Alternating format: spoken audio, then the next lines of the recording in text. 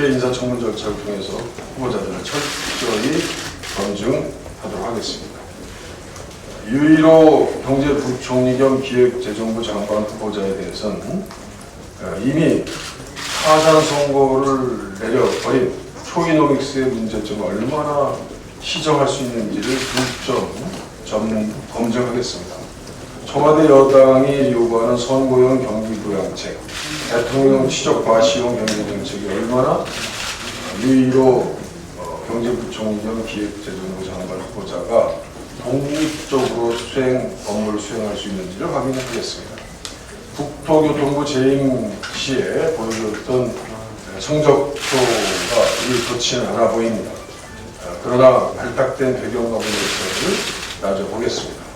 이준식 사회부총리 겸 교육부 장관 후보자에 대해서는 기계공학을 전공한 그리고 학자로 지내오신 분으로 이 산적한 국정현안, 특히 아직도 현재 진행 영역이 되고 있는 역사교과서 국정화 문제 등 그 현안에 대해서 어떠한 식견이 계신지를 저희들은 걱정하고 있습니다. 이 후보자의 서울대 총장 시절의 정책을 보면 인문학 문제에 대해서는 거리를 두셨고 공학을 중시하고 산업계 요구에 부응하는 교육개혁 정책들을 강조하는 것을 저희들은 알고 있습니다. 장단점을 잘 살펴보겠습니다. 균형을 유지하면서 장관 직무를 수행할 능력을 저희들은 기대합니다. 역사교과서 국정화 등 청와대의 특정 이념 편향적인 정책에 맞서서 교육의 중립성, 교육의 자치성, 교육의 백년 대계를 이끌어가는 인재 중심의 나라 정책을 이끌어갈 수 있을지에 대해서도 검증하겠습니다. 홍윤식 행정자치부 장관 후보자는 선거관리 공정성 그리고 주영환 산업통상자원부 장관 후보자와 강은희 여가부 장관 후보자에 대해서도 전문성을 검증하도록 하겠습니다.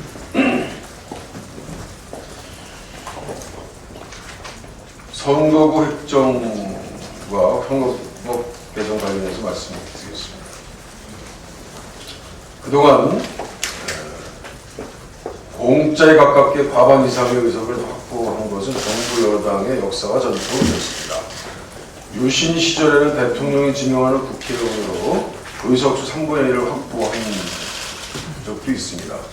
비례대표가 도입한 6대부터 14대까지 비정상적인 제도에 더불어 손쉽게 비례대표 절반을 확보했습니다. 새누리당은 아직도 무상의석으로 과반을 확보한 달콤한 추억에 집착하고 있습니다. 이거 버려야 합니다. 선거법 협상에 누가 정치적 계산에 능한지를 겨루는 게임이 되어서도 안 된다고 생각합니다. 선거법 개정은 현재의 정치인이 미래의 정치인을 선발하는 행위입니다. 현재와 미래를 모두 공의 기준으로 해야 합니다. 선거법 개정은 게임에 뛰는 선수들이 게임 규칙을 정하는 원천적으로 불공정한 행위입니다. 자기 이익을 억제하고 공정성을 끊임없이 추구해야 한다고 봅니다. 저희에도 적용됩니다. 새누리당 사전에는 국민주권 실현과 참정권 보호를 위한 비례성 실현, 소수 정당 배려는 현재 없어 보입니다. 당리당연에 사로잡힌 선거법 개정을 참정권 실현의 후퇴, 소수자들의 제도 정치 배제, 대중의 정치 혐오 확산을 낳아서 결국 만성적인 정치 불안에 빠지게 합니다. 이에 관해서 국회의장께서 정 안 되는 경우 참정권 비상사태라는 말까지 포함하면서 혹시 있을 수도 있는 암시의 심사기 지정과 직권 상정을 암시한 것, 이것이 새누리당의 안식처가 되고 있습니다. 과반수 의석을 가지고 있는 새누리당의 의도대로 될 것이 뻔하기 때문에 그렇습니다. 그렇기 때문에 이것은 국회의장의 직권상정은 반드시 철회되어야 합니다.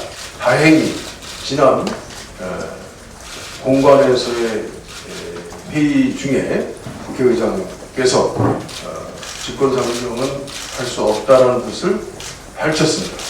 너무 환영합니다. 그러나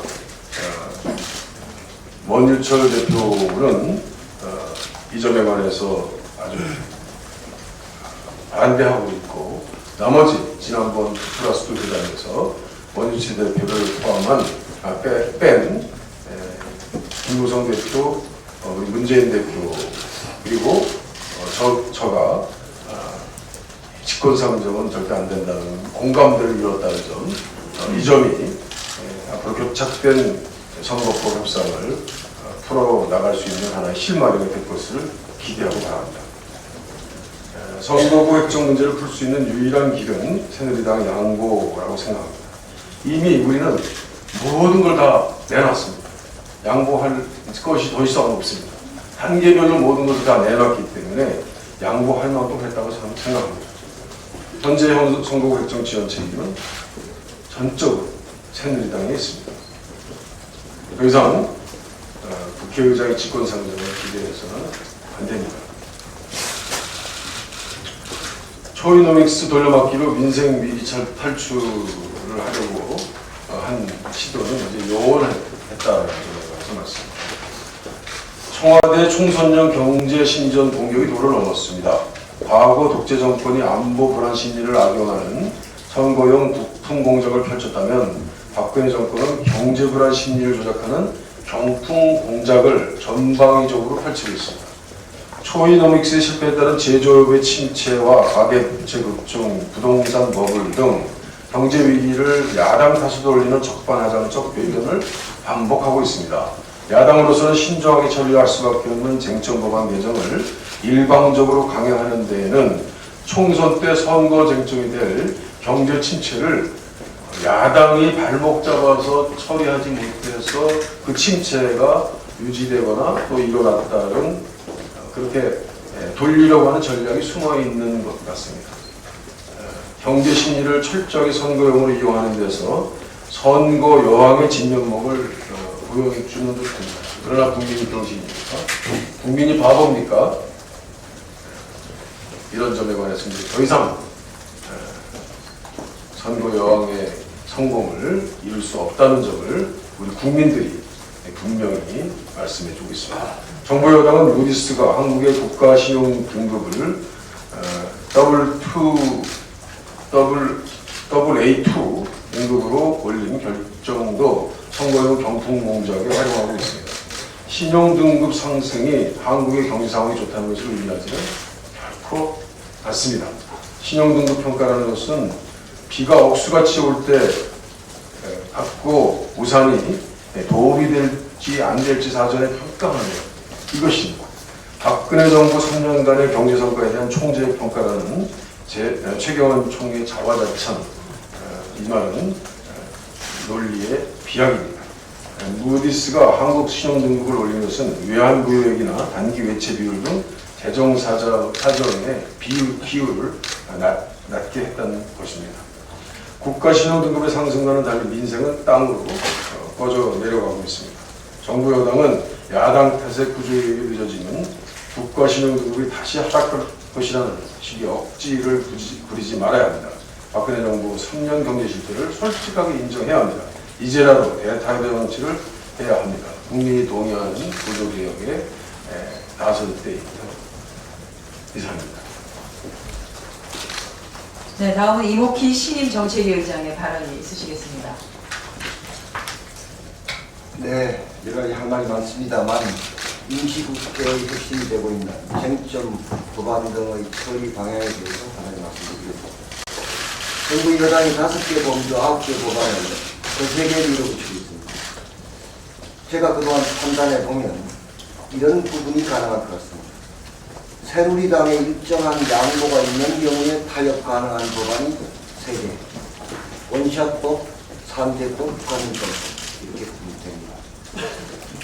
정부와 여당이 골격을 수정했을 때, 다시 말하면 보건의료를 서비스 산업 발전에 포함시키지 않을 때 가능한 서비스 산업 발전 기본법 저런 것에 해당합니다. 우리가 선결 조건, 테러 방지법은 선결 조건을 내건 게 있습니다. 그 정보위원회 사무위에 대해서 우리의 요구를 받아줬습니다. 그 다음 그동안에 나왔던 국정원 개혁안에 대해서 정부 여당이 성의 있는 태도를 보여줄 겁니다. 그 다음 테러 대응 기구를 만들었을 때 그것을 감독하는 국회가 확인하는 감독관 문제를 받아줄 겁니다. 이런 선결 조건이 받아들여진다면 협의 가능하다 이겁니다. 노동가계법 중에서 근로기준법, 고용보험법은 비록 노동자에게 다소 유리한 지점도 있으나 많은 부분 현재 노동자들을 그 고통으로 몰아넣기 때문에 수용하기 곤란하다. 마지막으로 기간제법, 파견법은 희대약법입니다. 이건 노동시장에 괴멸적 타격을 가할 것이고 비정규직을 엄청나게 증가시키게 만들고 비정규직의 노동과 삶의 고통을 훨씬 가중시키겠습니다. 이것은 절대로 수용 불가하다는 말씀드립니다. 그러나 이 모든 법안에 대해서 심사는 해가도록 그립니다. 이렇게 판단하는 기준은 우리 당의 강령과 기본 정책입니다. 당의 강령의 기본 권력을 훼손하며 타협할 수는 없습니다. 그러나 대화와 토론, 타협의 노력을 해가겠습니다만 원칙과 기준은 우리 강령과 기본 정책이라고 말씀입니다. 당의 강령은 당의 정체성이자 국민과의 약속입니다. 그리고 지지도를 가름하는 요체가 되는 거죠. 만약에 강령의 기준을 벗어나는 합의를 한다면 그것은 국회의원 다수의 합의와 적어도 당무위원회의 의결이 있어야 가능합니다. 국회의원 다수라면 3분의 2 이상의 동의가 있어야 한다고 생각합니다. 지금 언론에서 새정치민주연합이 강경 노선으로 가는 거 아니냐 이런 얘기들이 있습니다만 중도 획득의 중요성을 간과하는 거 아니냐 이런 얘기가 있습니다. 선거에서 이기기 위해서는 중도 획득이 매우 중요한 것은 옳은 것 같습니다. 그러나 중도 획득의 길이 진보 정당이 우클릭하고 보수 정당이 좌클릭하면 중도 획득되느냐 보통 그렇게 많이들 말씀을 하시고 보고하는 것이 전혀 사실이 아닙니다. 그렇다면 모든 정당이 중도 정당이면 되지 왜 진보 정당, 보수 정당이 존재하겠습니까? 중도 획득의 길은 자신의 분명한 정체성에 있어서 제시하는 비전과 정책이 국민으로부터 진정성, 신뢰성을 인정받을 때 되는 것입니다. 이건 제 주장이 아니라 오랜 정치 선거에 있어서 검증된 이론입니다. 그리고 이것 따라서 만두불변의 진리다 이렇게 말씀할 수 있습니다. 지금 제가 그 법안을 다루면서 드는 생각을 하나 말씀드립니다. 지금 9개의 법안을 정부 여당이 거세게 몰아붙이고 있는데 저희들은 3개 법안을 올려놓고 있습니다. 현재 테이블에 올려져 있는 우리 당의 3개 법안은 중요한 법안들입니다. 그러나 이런 생각을 갖습니다. 숫자도 적고 상대적으로 무게도 좀 가볍다고 할 수 있지 않은가 이런 생각을 하고 있습니다. 그래서 현재 박근혜 정권이 밀어붙이고 있는 복지 후퇴를 막기 위해서 일단 두 개 법을 협상에 추가하겠습니다. 하나는 사회보장기본법. 지금 지방자치단체가 복지제도를 신설하거나 변경할 때 보건복지부 장관과 협의하게 되어 있습니다. 이런 법제처는 협의를 동의라고 해석합니다. 따라서 보건복지부가 동의 안 해주면 못한다 이런 뜻이고요. 지금 어떤 걸 하고 있는가 하면 그 보건복지부의 말을 듣지 않는 경우에 지방교부금을 삭감하는 이런 시행령 개정안을 정부가 하고 있습니다. 사회보장기본법 개정안은 사회보장위원회가 어떤 조정안을 만들었을 때 그것을 국회에 보고하고 국회가 권고안을 내면 그 안을 중앙행정기관장과 지방자치단체장에게 통보하는 것입니다. 다시 말해서 이걸 조정함에 있어서 국회의, 국민의 대표인 국회의 의견을 존중하는 것입니다. 기초연금법 여러분 아시다시피 지금 169개 지방자치단체가 542억 원, 대략 보면은 한 자치단체당 3억 원 남짓의 돈을 교도수당, 경로수당, 장수수당 이런 데 지출하고 있습니다. 이걸 하지 말라고 하고 있는 거죠. 그래서 기초임금법 개정안을 내놨습니다. 둘 다 물론 제가 낸 겁니다만 어르신들의 소득 보장을 위해서 지방자치단체가 복지제도 신설해서 집행하는 경우에 정부는 추가로 지원할 수 있다. 지방교금을 깎으라는 게 아니라 추가로 정부가 중앙정부가 지원할 수 있다. 이런 법안을 내놨습니다. 이 두 가지 법안을 협상에 추가하겠습니다. 이 외에도 경제민주화, 보편적 복지와 관련해서 우리 당이 아주 중요하게 생각하는 법안들이 있습니다. 이것을 오늘 내로 검토를 끝내고 3, 4개 법안을 여야 협상 테이블에 추가하도록 그렇게 하겠습니다. 국회의장이 오늘 11시에 원내대표 상임위원장 간사 관련 이 법 관련 상임위원장 간사를 초치해서 회담을 한다고 합니다. 저는 이것은 부적절하다고 생각합니다. 이렇게 해서 될 일도 아니고 효율성도 담보되기 어렵습니다. 또한 이것은 상임위 중심주의의 위배적인 것이라고 생각합니다. 이것은 상임위를 중심으로 의논하고 필요하면 원내 지도부가 나서 조정할 일이지 국회의장이 이것까지 할 일은 아니다. 유감스럽게 생각합니다. 당이 어수선합니다만 지금 임시국회가 매우 중요합니다. 따라서 저희들은 제1야당으로서의 책무를 성실히 수행하겠다는 약속의 말씀을 국민 여러분께 드립니다. 고맙습니다. 감사합니다. 다음. 예, 오늘 11시에 국회의장 주재로 양당 원내대표와 쟁점 법률을 가지고 있는 각 상임위원장 간사들을 초청 형식으로 국회의장실로 소집을 했습니다. 아마도 그 쟁점 법률에 대해서 국회의장이 주재해서 의견을 듣고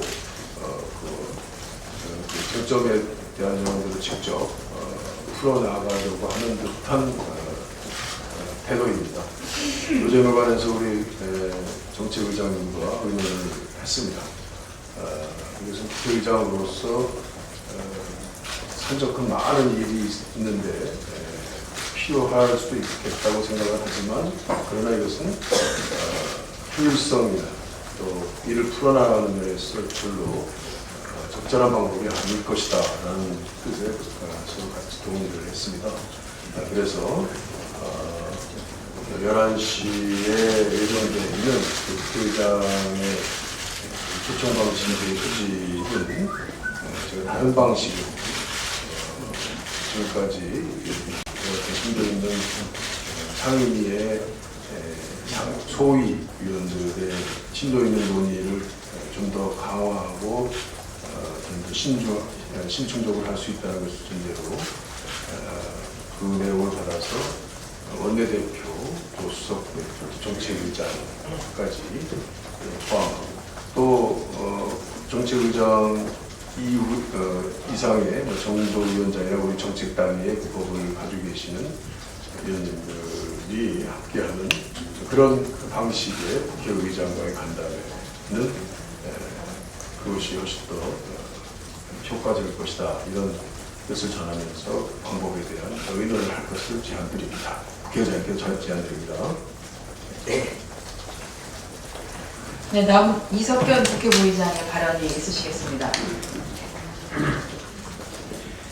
네, 선거구 획정이 급하다고 하면서도 성의 없는 태도로 일관하고 있는 새누리당의 태도를 이해할 수 없습니다. 이로 인해서 정치권에 대한 국민의 불신이 증폭되고 있습니다. 혹시라도 투표율 낮아지는 것이 조직표가 많은 새누리당에 해롭지 않다는 셈법이 숨어있는 것은 아닙니까? 국민의 눈을 의식해서 여당으로서 책임있는 자세로 조속히 결단해 줄 것을 촉구합니다. 오늘 새벽 익산시에 진도 3.5의 지진이 났습니다. 앞으로 도시 밀집 지역의 건축물에는 내진 설계를 보다 철저히 하고 지은 지 오래된 건물에 대한 당국의 점검도 있어야 할 것입니다. 우리나라는 지질 구조상 서해 바다의 지진 가능성이 높은데 지진 측정기가 육지에만 있고 서해에는 전무합니다. 특히 바다 밑에 설치해야 예측이 가능하고 육지로의 파급에 대비할 수 있습니다. 지금 원자력 발전소는 후쿠시마 사고 이후에 진도 7.0까지 버티도록 원전의 기계 부품 등을 벽면에 고정했습니다. 그렇지만 과연 그 정도 지진에 시설들이 버틸 수 있는지는 의문이 있습니다. 지난 몇 년 사이에 세계 각국은 20개 원전을 없앴습니다. 원전이 줄어들고 있는 추세입니다. 우리나라도 지금